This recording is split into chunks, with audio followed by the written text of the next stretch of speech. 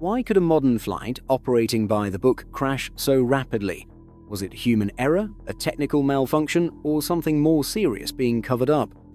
That day was supposed to be just another routine international flight from Mumbai to Dubai. But only 32 seconds after takeoff, Air India's Boeing 787 suddenly plunged into a densely populated residential area in Ahmedabad, causing the deadliest aviation disaster in India's modern history. 260 lives were permanently lost in the tragedy, making it the most severe aviation accident in India in recent decades. The crash not only took the lives of those on board, but also killed or seriously injured dozens of innocent people on the ground. As the nation remained in shock, investigators began working around the clock to search for answers to a tragedy that defies logic. From charred debris traces near the aircraft's tail section to the delayed discovery of a flight attendant's body, every small detail is slowly revealing the true cause behind the crash. Was it an electrical system failure or a fatal human mistake? The answer may lie deep within the scorched metal fragments and the silent testimonies of those who no longer have a voice. A preliminary investigation released last week by India's Aircraft Accident Investigation Bureau revealed a critical mix-up inside the cockpit moments before the June 12th crash, raising questions about the positioning of the engine fuel cutoff switches.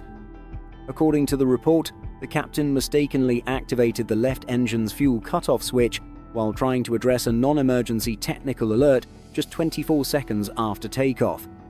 This led to a loss of thrust, making it impossible for the aircraft to maintain altitude. Black box data showed that the crew initially failed to realize that one engine had been shut off, and only when the aircraft began descending rapidly did they initiate emergency procedures. But by then, it was too late to regain control. Of the 230 passengers and 12 crew on board, only one person survived. All others perished. The tragedy also claimed the lives of 19 people on the ground and severely injured 67 more. Large-scale investigations like this take time, said NTSB Chair Jennifer Homendy in a social media post on Friday. She called the recent media reports about the crash premature and speculative, without providing specific details about what she was referring to.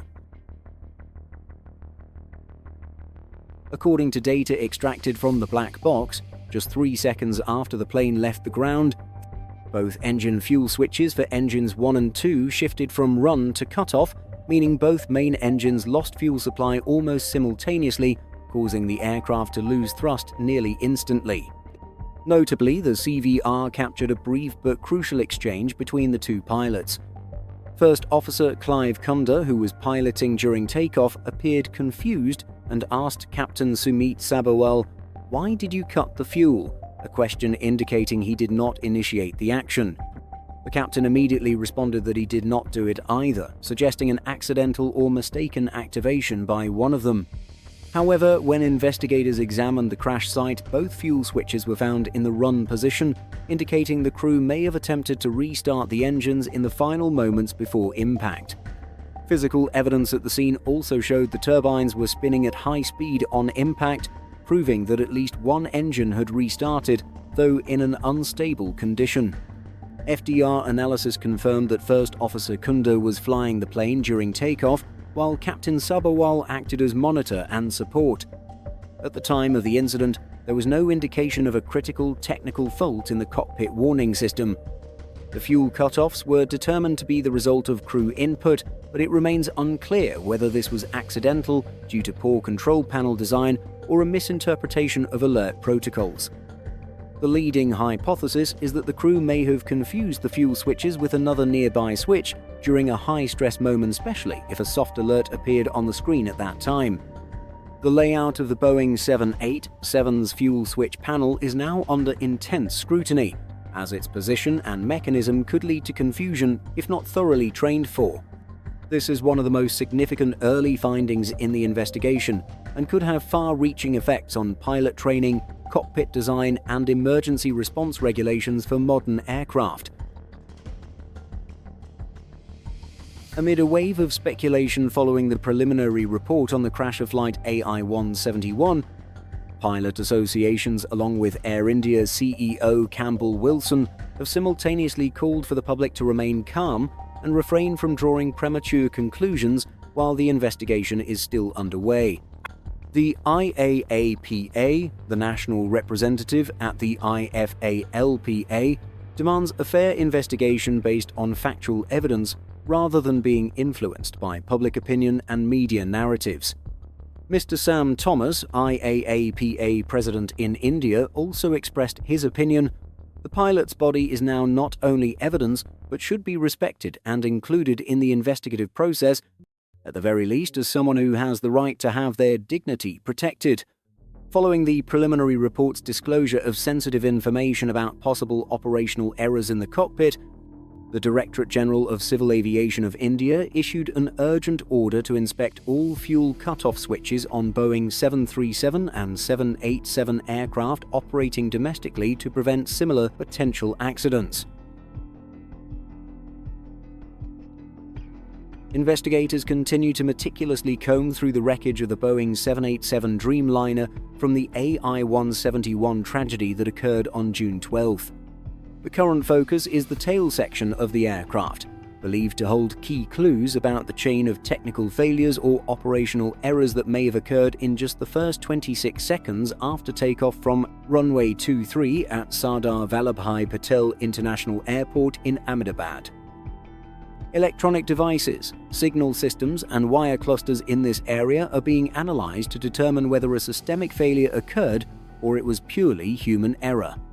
While technical experts continue to analyze data from the black boxes, a heated public debate is raging outside the investigation room.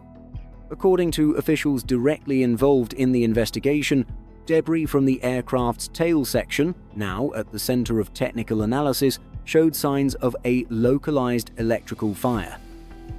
However, the fire was assessed as not spreading widely and was confined to specific components in the wiring system and electronic circuit boards at the rear of the aircraft.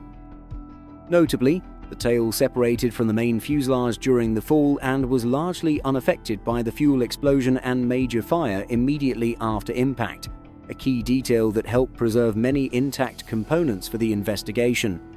Sources from the investigation team confirmed that parts recovered from the tail section, including control modules, switch boxes, and wiring systems, have been identified and securely stored at a secure facility in Ahmedabad. They may hold the key to determining whether there was a malfunction in the aircraft's power supply system during takeoff, a senior official revealed. Investigators are particularly focused on checking for the possibility of a transient short circuit disrupting the electronic control system or triggering a false warning signal. This may have caused the pilot to mistakenly toggle the fuel cutoff switches in the first few seconds after liftoff.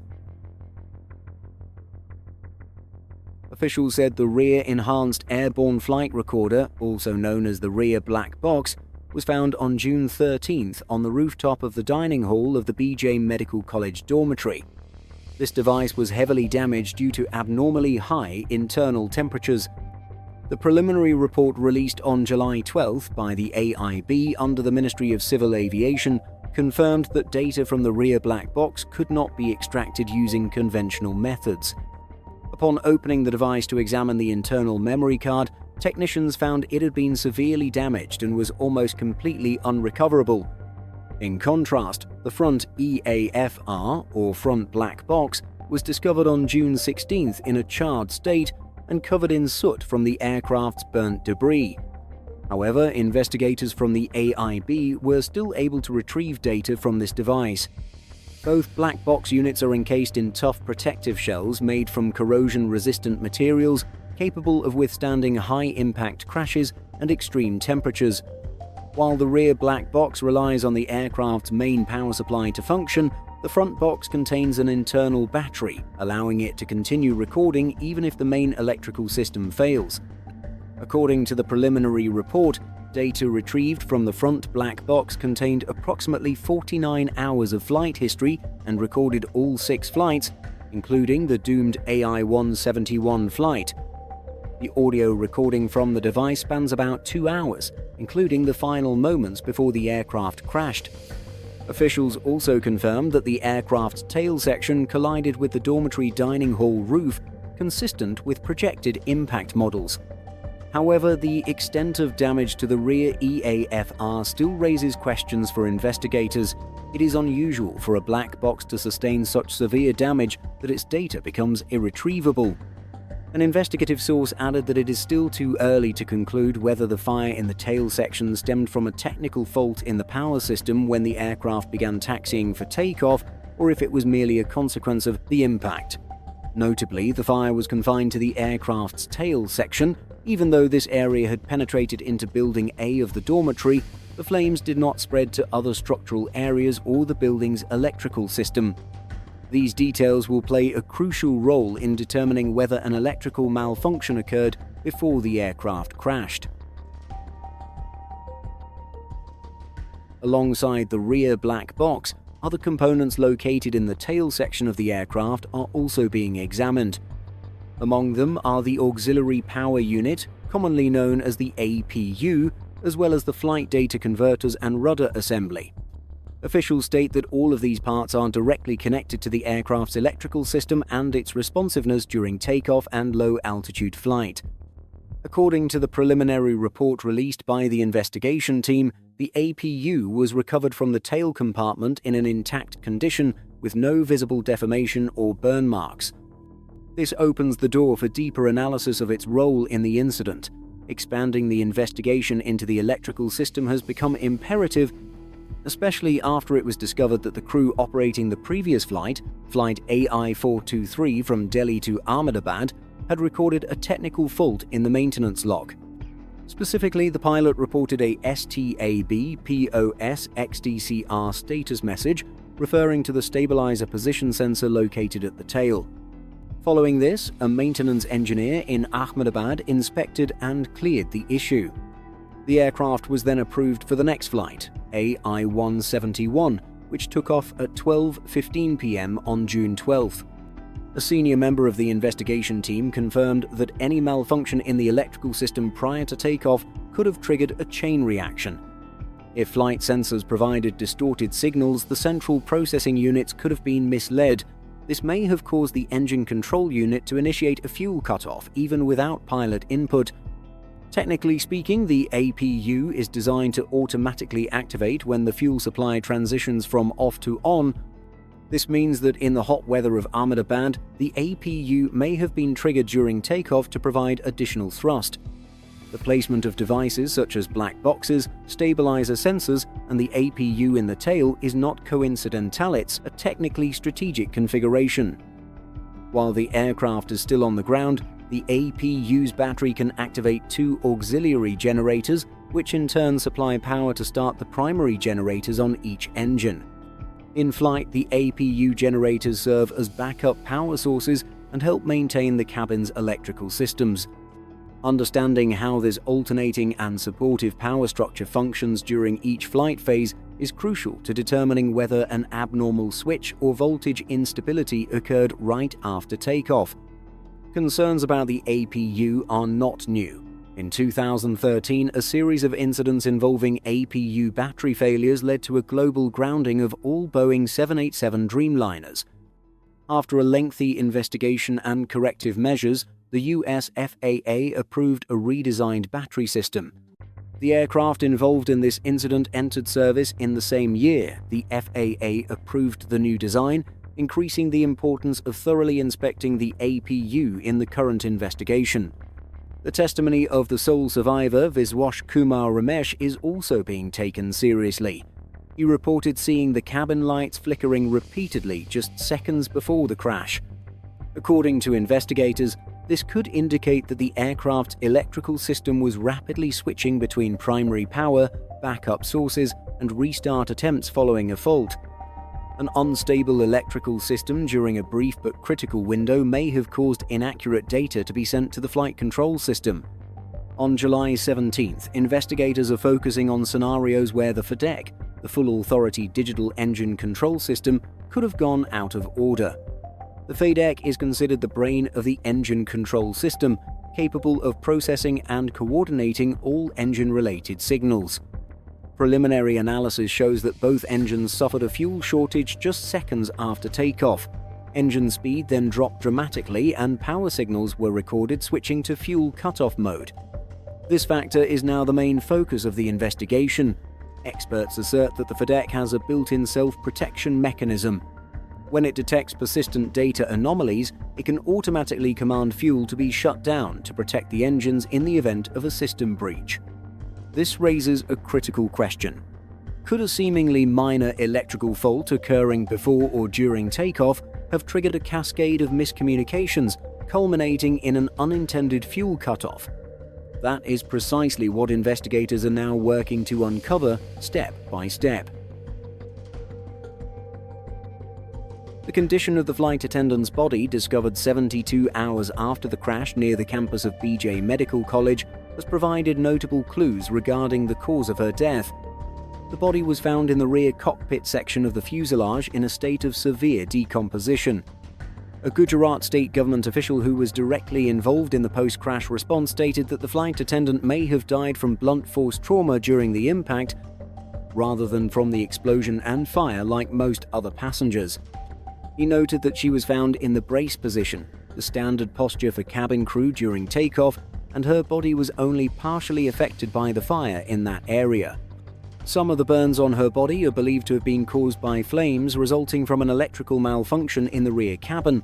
However, the fire was quickly extinguished when emergency crews arrived.